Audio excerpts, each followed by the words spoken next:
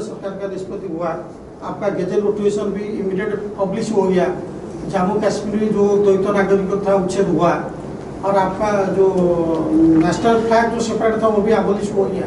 इसमें गुरु जी का प्रतिक्रिया क्या है? नारायण।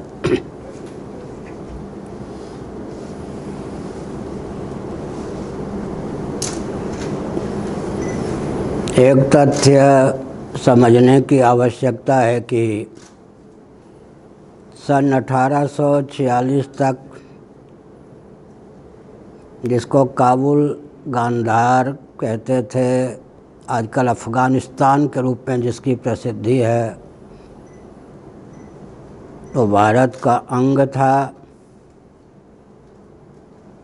रणजीत सिंह जी आगरा से लेकर अफ़गानिस्तान के राजा थे। अंग्रेज़ों ने कूटनीति का परिचय देकर अफ़गानिस्तान, गांधार या काबुल को भारत से पृथक किया। कालांतर में उन्होंने वर्मा, श्रीलंका को भी भारत से पृथक किया। कालांतर में उन्होंने हिंदू और क्रिश्चियन के नाम पर नहीं, बल्कि हिंदू और मुसलमान के नाम पर भारत को विभाजित किया, दो पाकिस्तान को जन्म दिया। यहाँ एक विचारणीय प्रश्न है कि मुस्लिम तंत्र ने भारत पर पहले शासन किया था, बाद में ईस्ट इंडिया कंपनी का वर्चस्व हुआ और आधे भारत पर लगभग 90 वर्षों तक अंग्रेज़ों ने शासन किया। परंतु क्रिश्चियन और हिंदू के नाम पर देश का विभाजन न होकर मुसलमान और हिंदू, हिंदू और मुसलमान के नाम पर देश का विभाजन क्यों किया गया? अंग्रेज़ों को पता था कि उनके शासनकाल में 2 से अधिक हिंदुओं को वे क्रिश्चियन नहीं बना सके। मुट्ठी भर क्रिश्चियन के आधार पर देश का विभाजन हो ही नहीं सकता था। तब प्रश्न उठा कि हिंदू और मुसलमान के नाम पर देश का विभाजन क्यों हुआ? दार्शनिक धरातल पर उसका जो कारण है, जिधर आधुनिक राजनेताओं की दृष्टि नहीं जा पाती है, कि रोटी बेटी का संबंध अंग्रेज़ों से नहीं के बराबर हो पाया उनके शासनकाल में भी, जबकि मुसलमानों के शासनकाल में रोटी बेटी का संबंध हो गया। इस संबंध के आधार पर मुस्लिम तंत्र की संख्या बहुत भारत में हो गई और हिंदू मुसलमान के नाम पर अंग्रेज़ों ने देश को विभाजित किया। उसके बाद मैं किसी राजनेता का नाम नहीं लेता, विभाजित भारत में जितना भारत हिंदुओं के लिए शेष छोड़ा गया, उसमें भी मूल नेता का नाम नहीं लेता, कृपलानी जी आदि को आगे करके उन्हें पाकिस्तान जाने से मना किया गया। ये अंग्रेज़ों की कूटनीति थी कि स्वतंत्र भारत में भी विभाजन का तांडव नृत्य चलता रहे। एक संकेत और भी इस संदर्भ में बहुत आवश्यक है। पटेल जी का मनोविज्ञान यह था कि देश को सांचे ढांचे में ढाल दिया जाए कि ज्यों-ज्यों स्वतंत्रता के दिन बढ़ते जाएं, त्यों-त्यों हिंदू अपने अस्तित्व और आदर्श की रक्षा में समर्थ होता जाए। लेकिन अंग्रेज़ों ने इस मनोविज्ञान पर पानी फेरने का मार्ग प्रशस्त किया।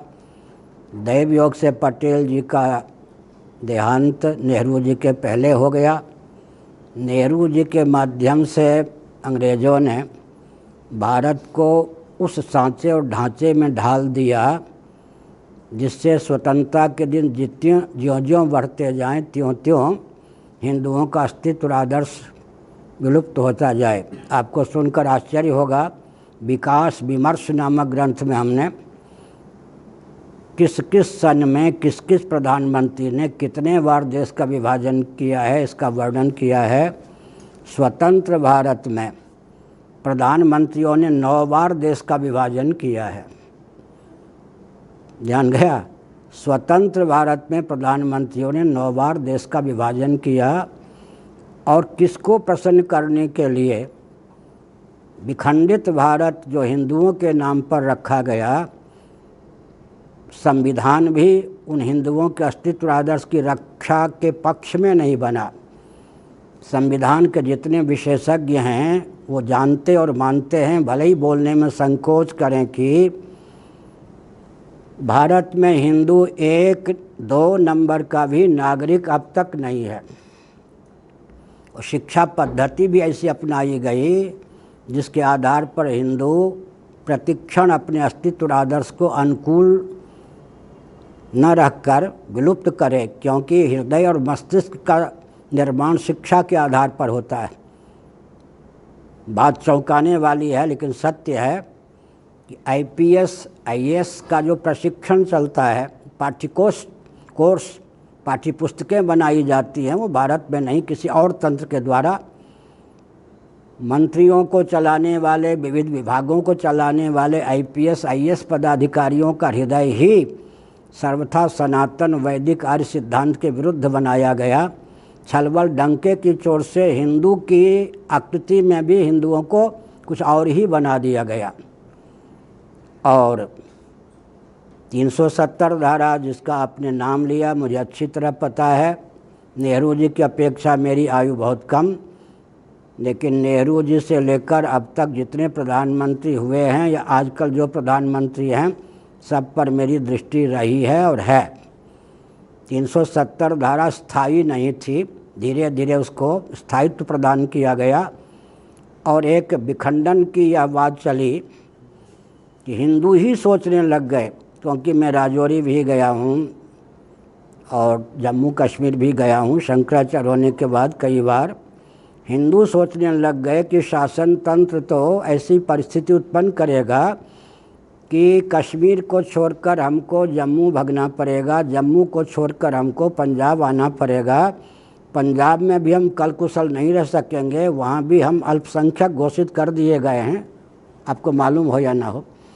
और प्रयाग ये पंजाब को भी छोड़ कर के हमको कहीं और भगना पड़ेगा, अंत में हो सकता है हमको समुद्र में डूब के मरने के अलावा कोई स्थान न मिले। इसलिए जम्मू के हिंदू राष्ट्रभक्ति आदि की बात सुनना पसंद नहीं करते।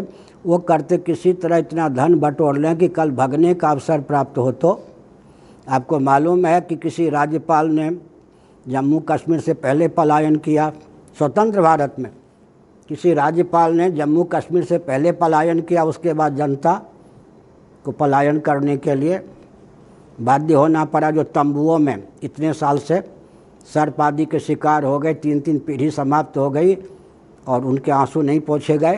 तो अंत में हमने संकेत किया कि ये परिस्थिति चल रही थी।